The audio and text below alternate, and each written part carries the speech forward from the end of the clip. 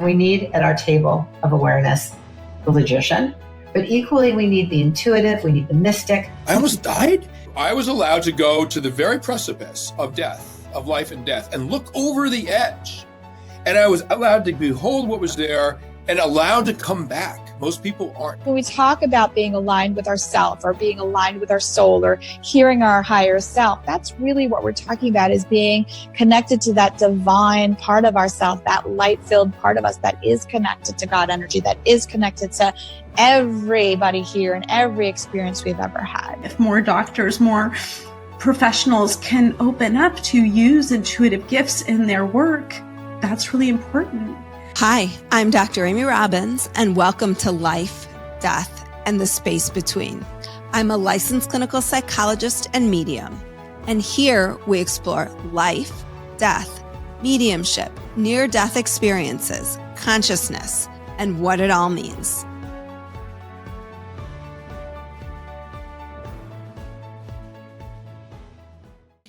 When Dina Gachman lost both her mother and her sister in a short period of time, it completely turned her world upside down. So she did what she knows how to do best, which is to write. And through her writing came this incredible book, this memoir, So Sorry for Your Loss, where she talks about all the things grief through her story. And we'll learn about her grieving and using food as a tool for grief, but also where spirituality fits in, always my favorite topic, in her grief process. So with that, here's my interview with Dina Gachman. Welcome, Dina, to Life, Death, and the Space Between. Thank you for having me. So take us a bit on your journey of grief and loss, because this was not kind of the space that you initially occupied in your life. Was that of a author who talks about grief and loss? Very true. Yeah, I've been a writer for years and years and done a lot of different kinds of writing and journalism, but never about grief until I think my first piece about grief was published in 2020. Kind of makes sense for the world, but but my mom was diagnosed in 2015 with stage 4 colon cancer, and I didn't realize it at the time, but that was kind of the beginning of deep grief. Even though we hoped that she would somehow miraculously, make it through. But in the fall of 2018, she died after 8 days of hospice. And so that was just brutal. We're a very close family. I'm the oldest of 4 girls. My parents were high school sweethearts. So it was extremely rough. And then while that was going on, my sister Jackie, who's the third in line, she had been suffering from alcohol issues for years, like decades. And during the time my mom was sick, she was really bad. So that just added to the grief in a way. And then Jackie actually ended up dying less than 2 years after my mom. So March 1st, 2021. So when my mom died, it took me about a year to write an essay about grief. But when I did, I noticed like this outpouring of like comments and emails and people wanting to share their stories. And it really struck me. And then, but I didn't think of writing a book until after my sister died. And it was a couple months after her death. And I just started feeling like, we have these back-to-back losses. They're very different in some ways. Like Jackie was an unexpected phone call. My mom was sitting by her side in hospice. So, just as a journalist, I started to think, I want to learn more about grief because it's not going to leave my life ever. So I kind of approached it with that of like, I want to explore this. And so that's when I got the idea for the book. So tell us about what your experiences were with 2 very, very significant losses. Not that all losses aren't significant, and you talk about this a little in the book, but also 2 very different experiences with loss. One that has that preparation that you're ever prepared, but you are, she's in hospice, it's coming, versus that kind of phone call I had, that my loss was a phone call. My primary loss was that phone call loss that just like, completely just literally brings you to your knees. Yes. The call you do not want to get.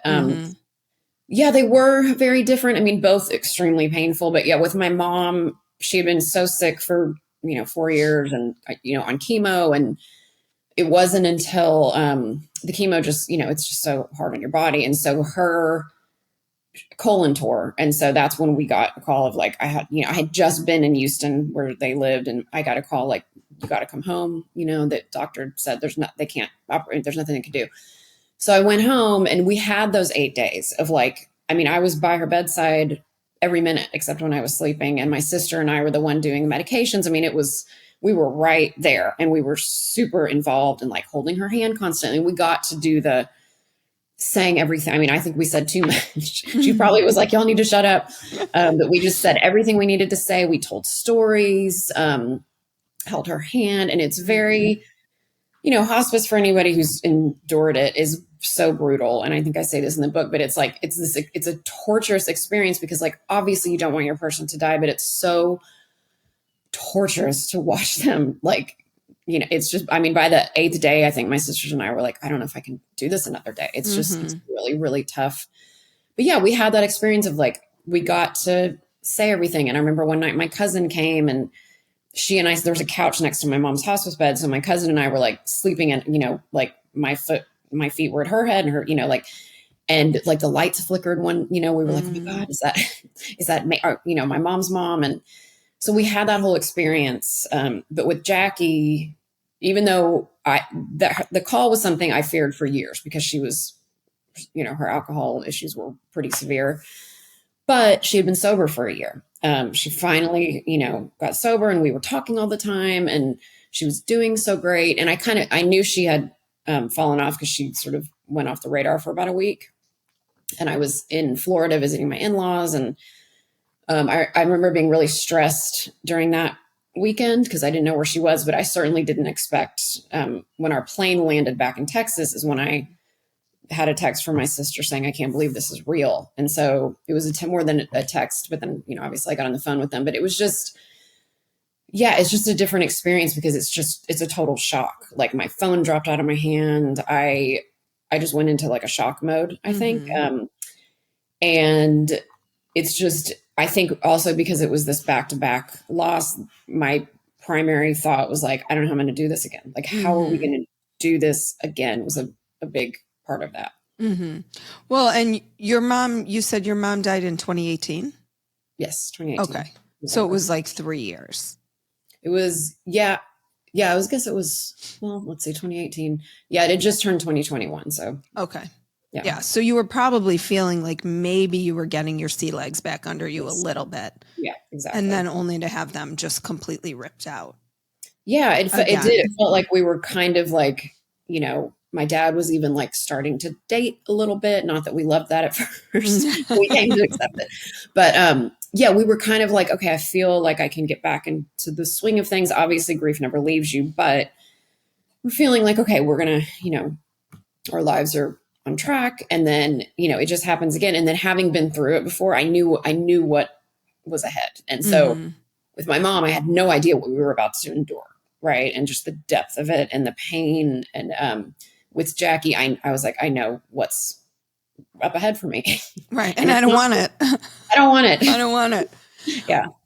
Would you say that there was a difference in your grief, in the being able to say your goodbyes and get everything out that you wanted to say, and with your sister not having that same opportunity? Like, what were the processes like for you in terms of your grief?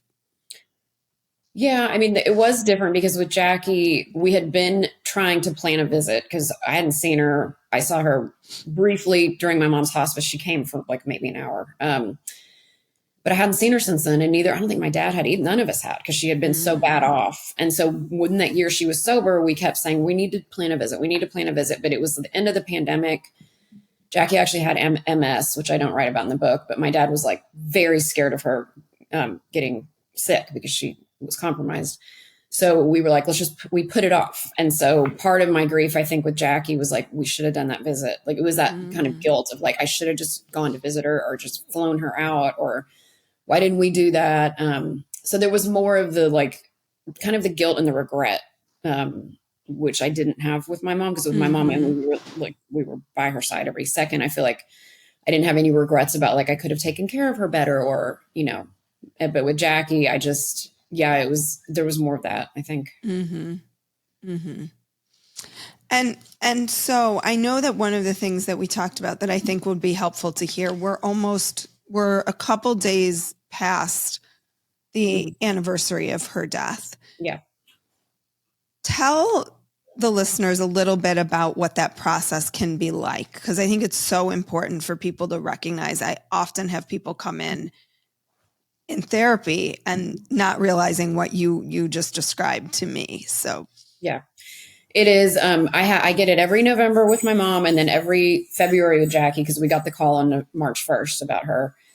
So it's this anticipation leading up to it. So early November, it kind of starts for my mom, and then maybe mid-February for Jackie. And I kind of recognize it, but sometimes I forget. Like last week, I was getting very testy, and like I was just grumpy, and I was snapping at my husband, and I was like, what's going on with me? And then I remembered, oh, it's Saturday's the day that we got the call about Jackie. So I understand now, having, you know, been a couple of years out, I understand what that is. It's just, you know, it's your grief kind of coming out in different ways, and everybody probably has different ways that happens. But I get this anticipatory kind of like, okay, I know this is going to be a hard day, relive it in a certain way.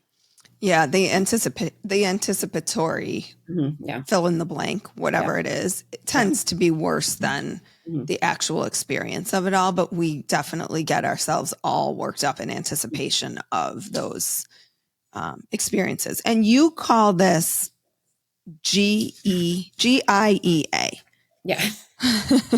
Grief-induced emotional avalanche. So that is a real thing. You can use the term at will, but it doesn't. I don't get that as much, because it's almost like when you least expect it. I feel like those avalanches happen. They certainly happen in the immediate aftermath of a loss. It's just when your emotions it's just so intense. But I've gotten it, like actually the Oscars was last night, and that's kind of my way to reconnect with my mom. And I write about this in the book, but every year she loved Hollywood and the red carpets, and she was like a sweet Joan Rivers. Like her comments were hilarious.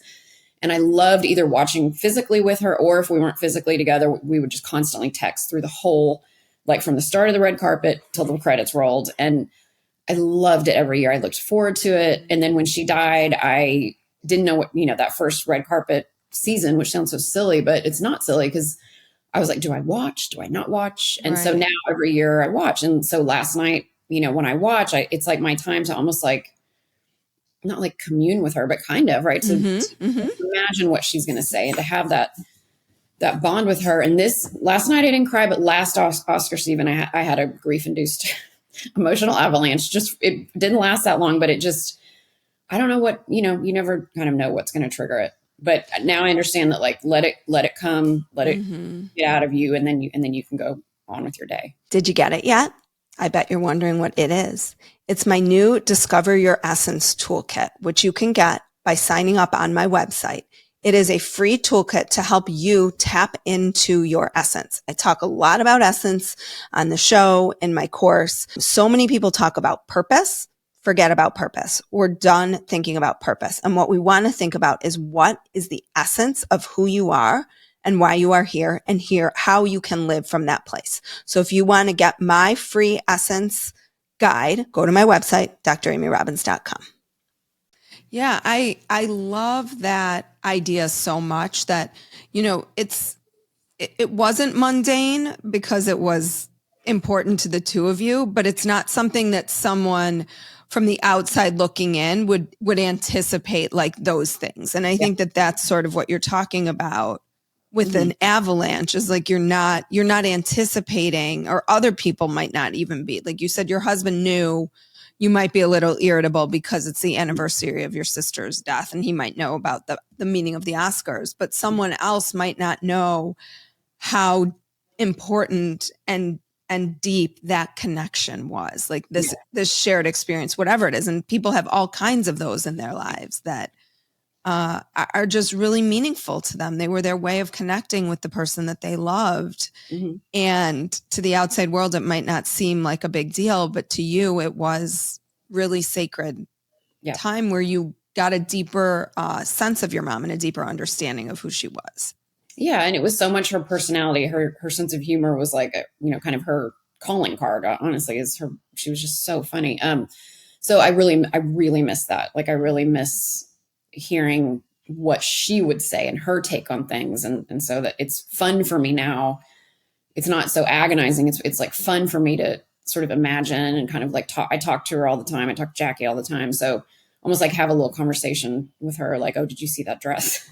What did she say? Did she say anything good back? I'm curious what her thoughts are from over there. I mean, I'm not as funny. I wish I were as funny as her to make up those things, but I kind of know like what dress she's going, like, oh my God, like what is she thinking like that? Or she needs makeup, or, like I kind of know those things that she would have said.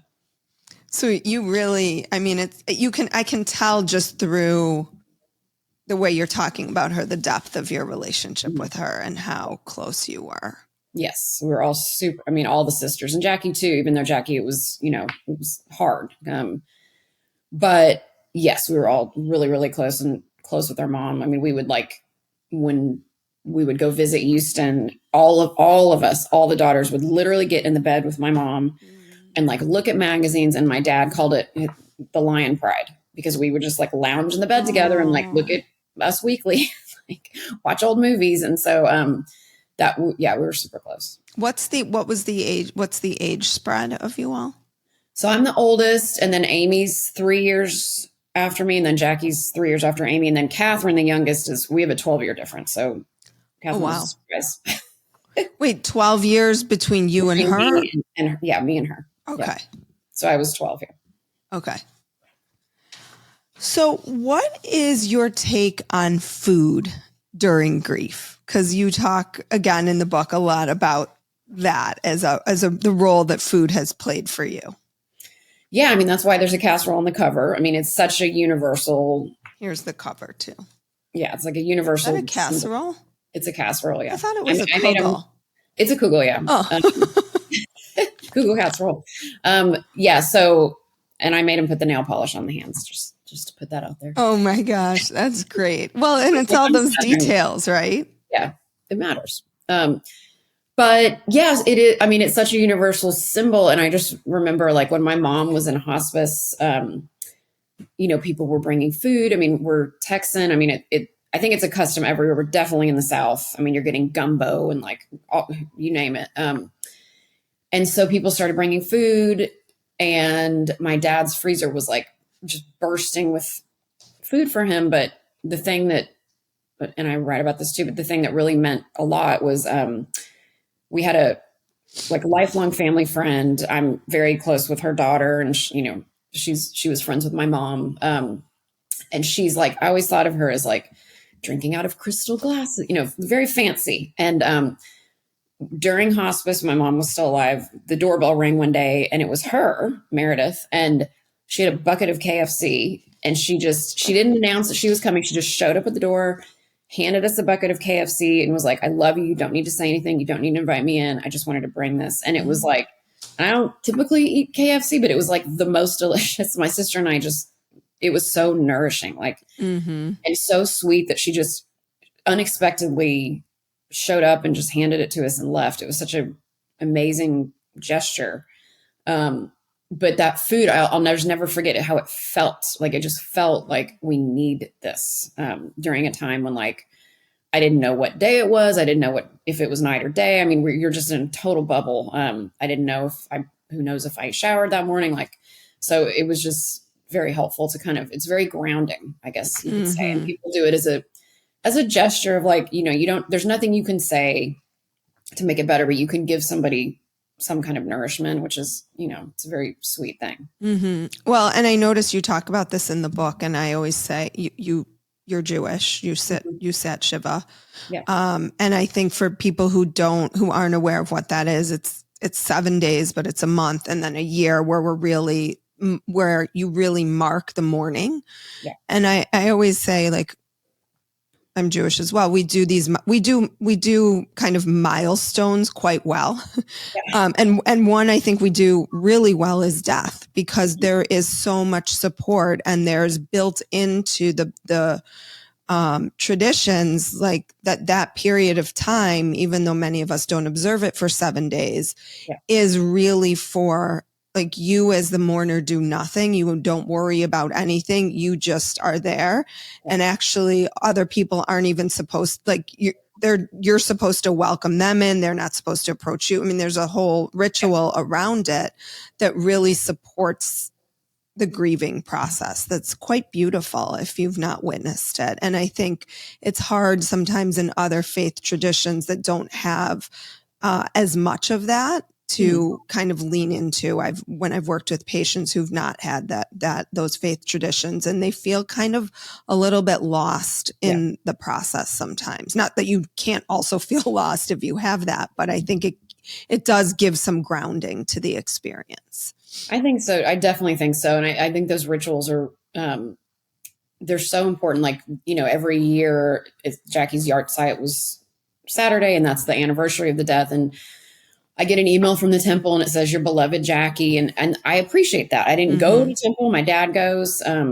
But it is important to have even just a word for it, is just a really beautiful thing. And I light a candle for her. And, even the traditions of like visiting the grave and putting stones on, I think those things definitely help. Because without it, I feel like like you said, you don't have to have those traditions. But even if you make up your own, I think it can help you feel less kind of lost at sea, right? Whatever your faith is or not faith, or, just to have something, right? Like, wear your dad's baseball cap on his birthday or whatever it is, just kind of helps, I think, deal with the grief. Yeah. And I think when my father-in-law passed away, they're not religious in any way, and they didn't have anything. And I felt like I was treading water in an ocean without a lifesaver. Like I sort of didn't know where to put myself, because there was nothing to ground us in, like, what we're supposed to do. It was like we were just kind of sitting in our house, and like people were kind of coming and going, but there was nothing. And it felt, and then I did end up having a shiva at my house when we came home. They live in Florida. She lives in Florida. But that really, for me, like, gave me like a sense of like, okay, we're acknowledging this as a community. I think sometimes then it gives people, like, people can come, they can pay their respects, and then you don't necessarily have as much of that awkward, like when they've seen you for the first time and they're like, well, it's been, 6 months. Do I say something? Do I not say something? There's a lot of that happens internally for people. And I think it just, for me, was the word you use that really sticks with me is grounding. Like, it just grounds you in that acknowledgement and allows other people to acknowledge it as well. Yeah, definitely. I'm thankful to have those, and even just like my Oscars thing or whatever it is that just kind of helps me, and my sisters have their own things. And so I think it's helpful. What has your healing journey been like? I think I'm thankful that I'm a writer in this, because writing the book and just writing essays has been hugely helpful, because it has deepened my understanding of grief, and what it is, and not just for me, but just for people in the world. And so that has been incredibly healing. But I think one of the most healing things has been connecting with other people. And I didn't realize that was going to be a part of this, but like, just even hearing other people's stories, or if I go to an event and inevitably somebody will come up and tell me their, like, this happened to me, or I lost this person. And those moments are really almost kind of sacred, right? I mean, it's just, you're hearing their story. They're telling you this, very painful thing. And so that has been so helpful. Just, it helps you realize, like, you're not alone in it. There's millions and billions of people that experience this. Right. Everybody in a different way, but everybody experiences grief and loss. Yeah. And let's talk about my favorite topic in this space. Spirituality. All right. So how did you approach it? What did it look like for you? It sounds like maybe initially you were a little tentative to go down that road. But I want the listeners to hear kind of what your experiences were, because it starts off not great. Well, as far as not great in what? The palm reader guy? Oh, yes. Yes, the palm reader, who's actually, his name was Angel of all things. Yeah, so in college, we were like at a party and some guy said he was going to read my palm and he was like, oh, you're going to die by, I think it was age 30 or something. I've made it past that thing, thankfully.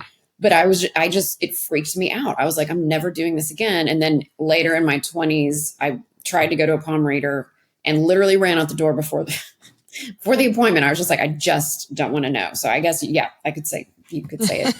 It started off a little rocky for me. But I think I've also always been a spiritual person, just in the sense of, believing there's something bigger out there. And, but when it came to losing my mom and my sister, I think, I haven't I have friends that have lost people and they've gone to a psychic, or they've tried to kind of actually have some communication. I have not done that, but there is that sense of for example, when I have dreams about them, which does not happen nearly enough. I wish it happened more, but it feels very much like they're visiting, right? It just feels like, okay, mom was telling me something, or, she's here. So I believe in that for sure. And the best dream I had was I would walked into a cafe and the two of them were at a table and they were so peaceful and they were just having a conversation and they kind of sort of acknowledged me, but not really. And it was just the best. It was the best thing to ever experience, just the two of them kind of just being together. Mm-hmm. And so those definitely feel like a connection to me. And my sister, she's calmed down a little bit, but at the beginning, every butterfly she saw, she was like, it's mom, it's mom, it's mom. So she'd send a text on our text chain and, oh, I saw another butterfly, it's mom.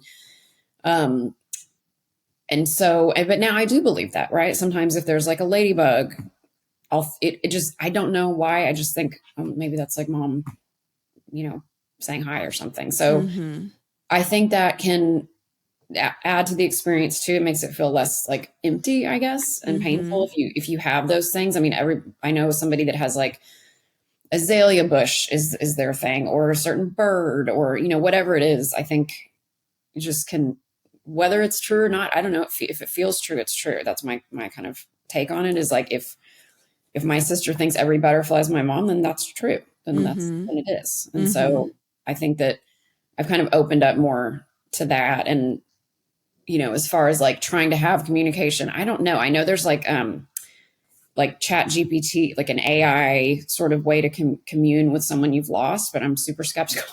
But part of me is also a little bit curious, but yeah, it comes out. I think what you're talking about, it comes out of Gary Schwartz's work at the University of Arizona. It's called the Soul Phone. Well, there's a bunch of different ways, but I don't know if that's what you're referring to. I had, what was his name? Mark something.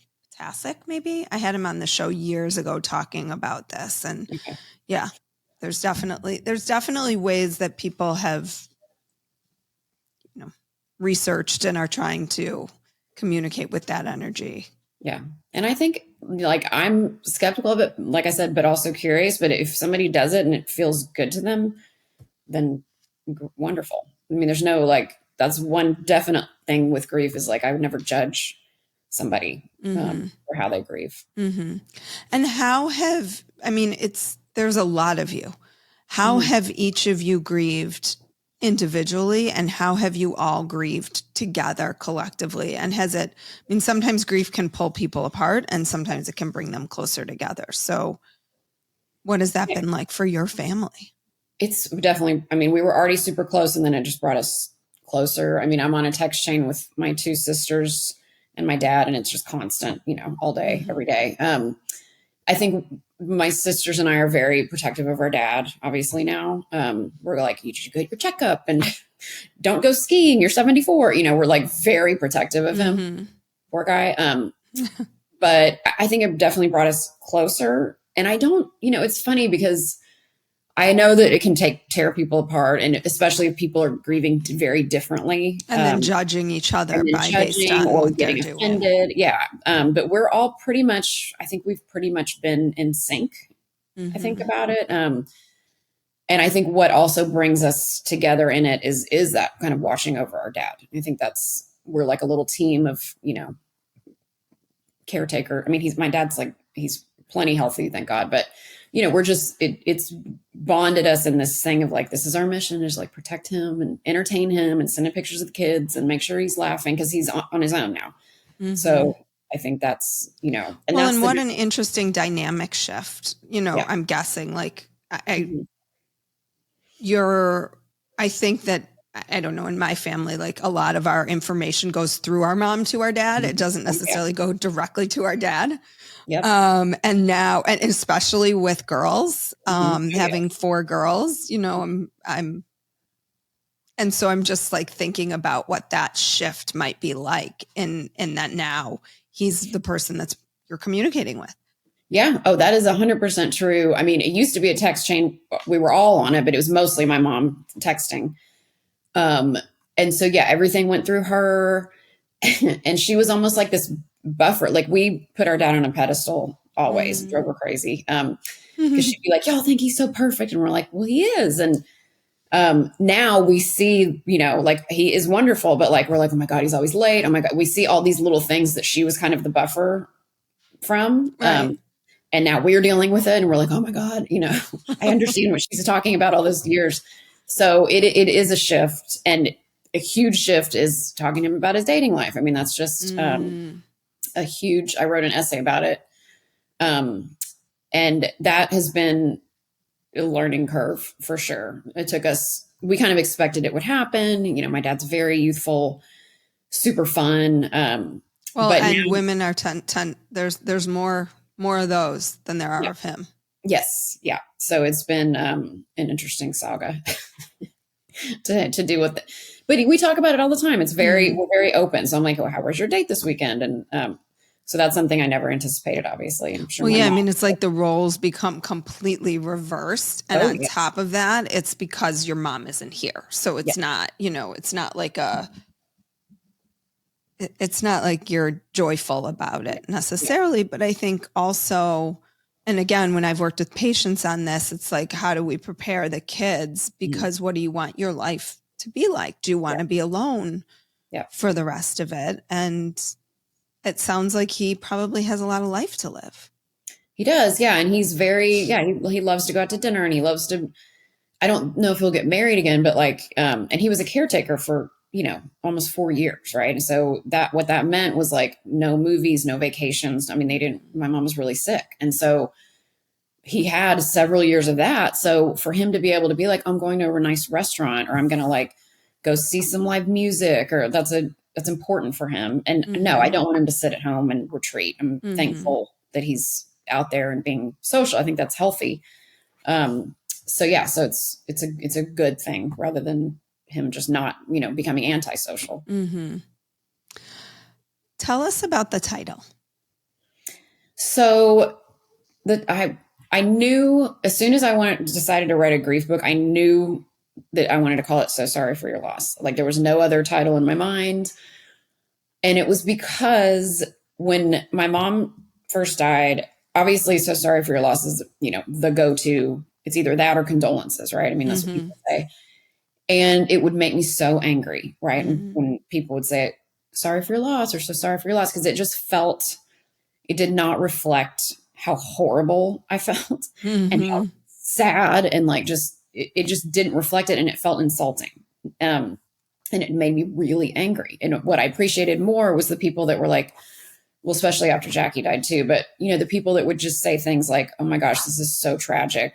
My heart's broken. Like, I'm like, yeah, it is tragic. Thank you for acknowledging that. Right. But then I kind of came around to understanding that like people just don't know what to say. And so it doesn't offend me anymore. And I say, I'm so sorry all the time. I'll say like, this is heartbreaking or whatever it is. But so I wanted to call it that because grief it's very hard to talk about, I think, for a lot of people, and people do not know what to say, which is why they bring a casserole. And I think just also I wanted to write the book, not just for people who were grieving, but people who maybe didn't know what to say, and people who are scared of grief or feel like I'm going to hurt somebody, or how do I navigate this with my best friend or coworker. And so I think it speaks to that of like, just say something, right? Because the worst thing is to say absolutely nothing. And so that's why I wanted to call it that, because it was part of my learning curve, is just trying to understand that like people just don't know how to talk about this. So we need to talk about it more.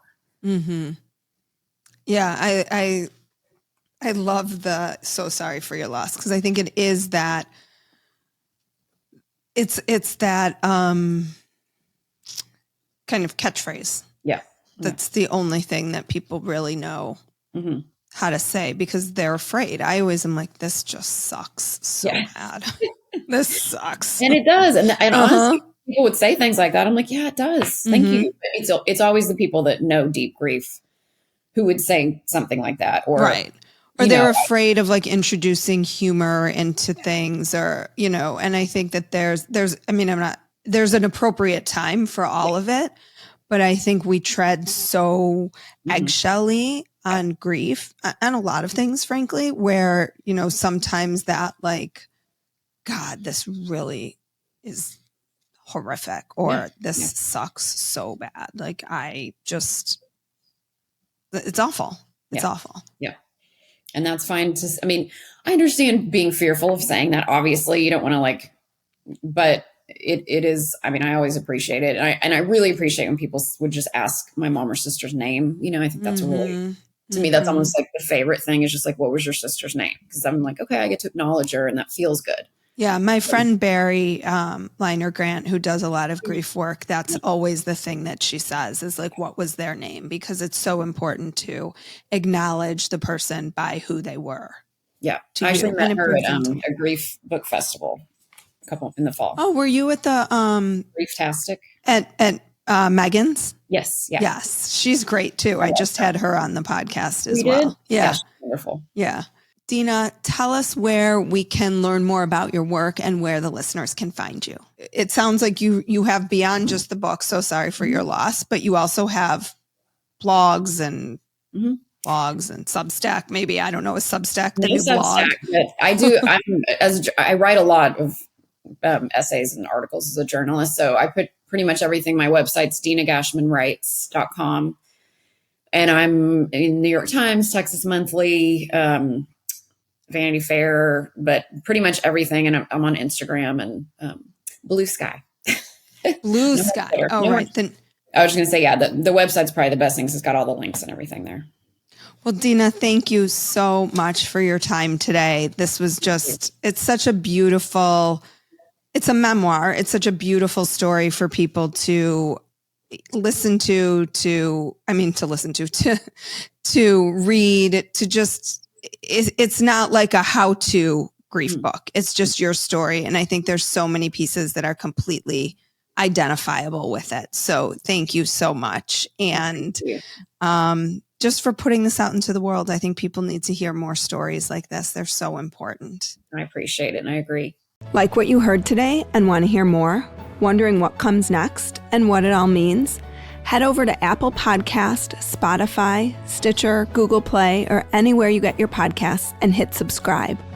Also, if you could take a minute to rate and review my podcast, I would really appreciate it. Stay tuned as we continue to explore life, death, and the space between.